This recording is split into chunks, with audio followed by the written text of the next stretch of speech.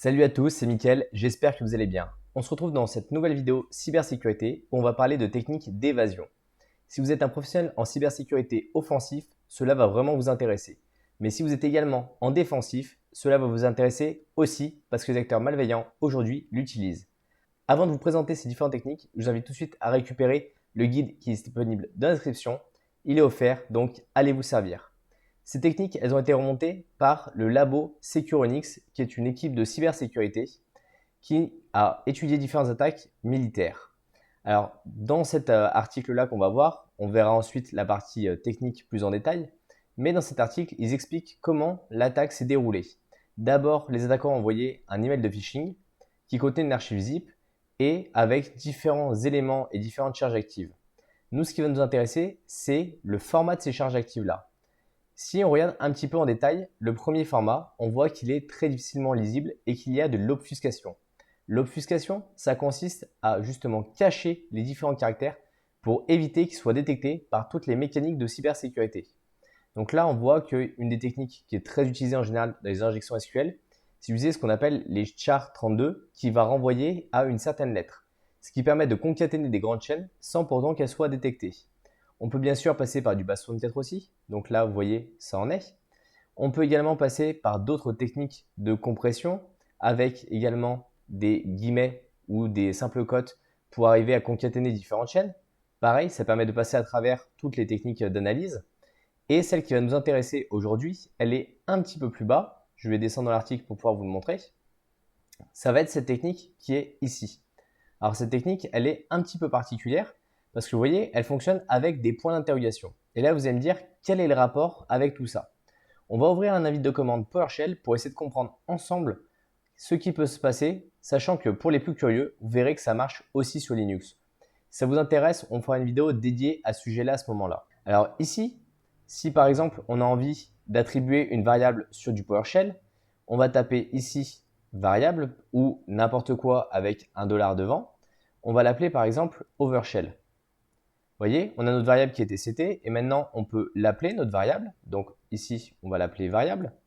Et donc ça nous renvoie à la chaîne overshell.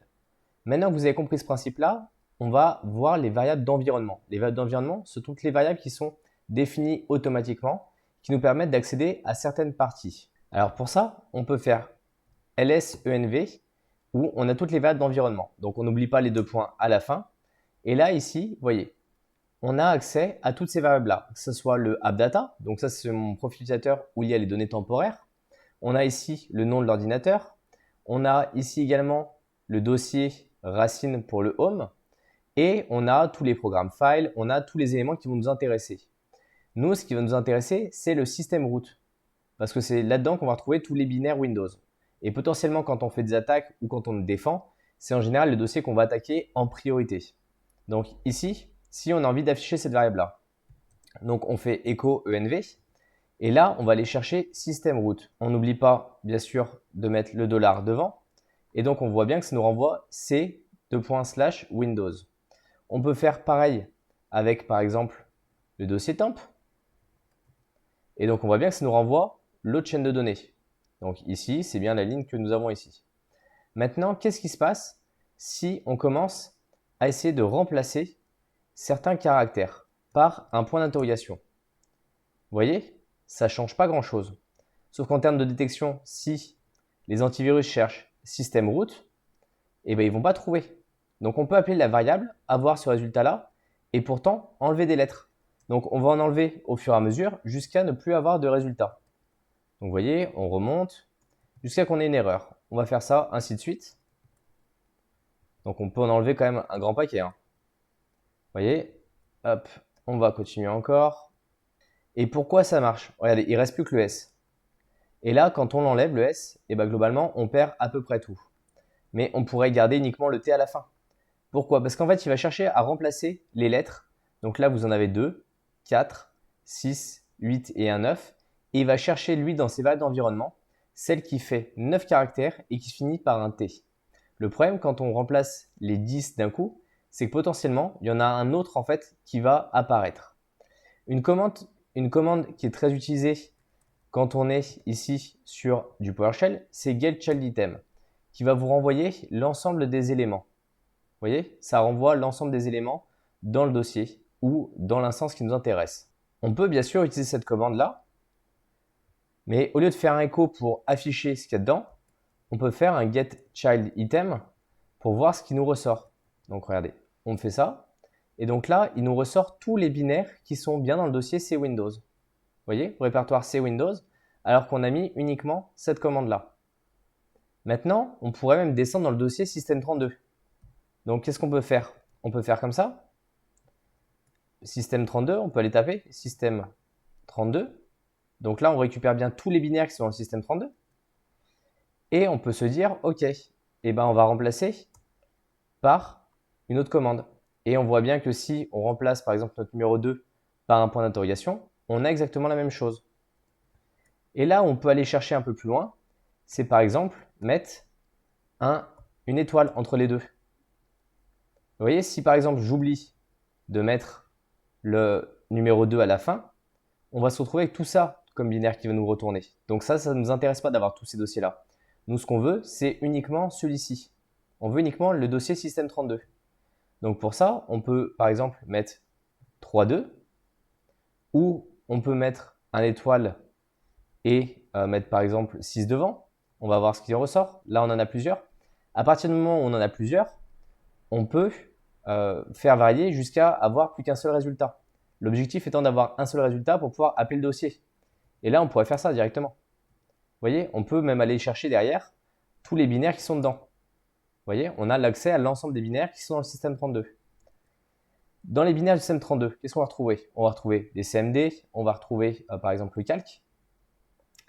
On va essayer de lister tout ce qu'il y a en c.exe. Vous voyez, on a par exemple curl.exe, on a cipher, calc, on a change.exe, changepk, cipher, ciphertool, clip.exe, on en a un grand nombre. Maintenant, on va essayer de limiter les résultats, par exemple à CNC. Donc si on met C étoile C, on a calque. On pourrait par exemple faire la même chose en se disant, ok, on a envie de récupérer calque, on va mettre 2 points d'interrogation. Vous voyez, le résultat n'est pas exactement le même. Mais on pourrait aussi limiter les résultats en mettant une étoile et en mettant un L, tout simplement. Et là, on pourrait même aller faire varier. Vous voyez, on peut aller chercher tout ça.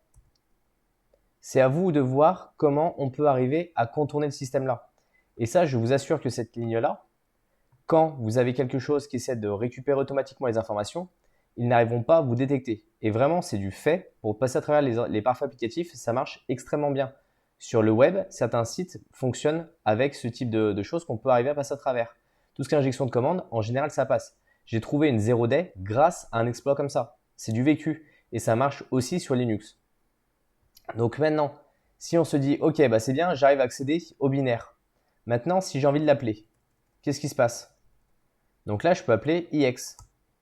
ix, ça me permet d'exécuter directement mon binaire. Donc là, c'est-à-dire que si j'ai cette commande-là, je suis capable d'appeler sur n'importe quel Windows directement le binaire de la calculatrice. Vous voyez quel point ça peut être puissant? Et on pourrait même aller chercher encore plus vicieux, à dire, ok, ix n'est pas forcément reconnu, et donc on peut aller jouer dans ces différents éléments pour voir un petit peu jusqu'où on peut enlever des données, à quel moment on peut en garder. Est-ce que par exemple, on peut en enlever là, où ça fait une erreur? À quoi ça correspond? Et après, bien sûr, on pourrait stocker ça dans une variable et réutiliser cette variable-là. Vous voyez, on a vraiment une grosse marge de manœuvre pour faire toutes les injections qu'on souhaite. Et ça, c'est à vous de tester. Bien sûr, la personne qui a découvert ces différentes techniques, ça fait déjà assez longtemps, c'est pas nouveau que ça existe. Et aujourd'hui, il existe des scripts Python qui permettent de vous proposer différentes possibilités. Et je vous invite vraiment à comprendre en profondeur comment c'est possible de le faire et comment surtout vous êtes capable de détecter ça derrière parce que c'est là où ça devient le plus compliqué. Vous voyez, ici, on peut aller vraiment chercher très loin avec des doubles guillemets, reconcatenation. Eux, ils avaient même fait des tâches planifiées avec ce mode d'attaque-là, vous voyez, environnement, et après, on va appeler les tâches planifiées de cette manière-là, ce qui renvoie système root, système 32, les tâches planifiées, l'exé des tâches planifiées. On peut aller chercher des exécutions de payload. Il y a plein de choses à faire. Et après, bien sûr, la détection est quand même assez compliquée. Je vous mettrai le lien de cet article directement en description, comme ça, moi, ça pourra vous aider. Mais Vous voyez, ici, on peut aller chercher des requêtes particulières qui vont contenir certains éléments qui vont être traduits de manière automatique. J'espère en tout cas que vous avez aimé cette vidéo. J'espère que maintenant vous comprenez un peu mieux comment ça fonctionne. Ça peut être un peu complexe pour certaines personnes de remplacer des lettres par des points d'interrogation qui vont aller chercher de manière automatique ou par exemple une étoile qui va aller compléter l'ensemble des éléments. Mais une fois que vous avez compris ça, vous comprenez un peu mieux comment les systèmes fonctionnent. Pensez tout de suite à mettre un like et à vous abonner et dites-moi en commentaire si vous voulez d'autres vidéos comme celle-ci ou si c'est une vidéo qui est déjà beaucoup trop complexe. On se retrouve dans une prochaine vidéo. Salut à tous!